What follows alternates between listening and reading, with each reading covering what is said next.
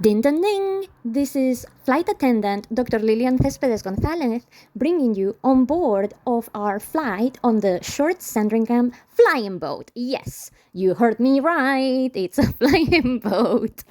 It's actually one of the only seven remaining of this kind of vehicle, I guess, transport that exists today in the world from the 750 that were actually built. And what you're seeing here today is the one that we have at the Solent Sky Museum in Southampton, which is actually the passenger type.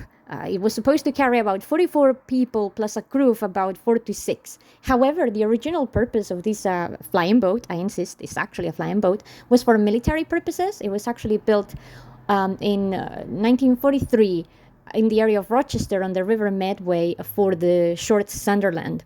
So as you can see, the history of aircraft is fascinating, if a little bit weird, Here I am completely testing the seats to make sure that they are all good, not terribly comfortable. And this is the outside view to see how huge and massive this is.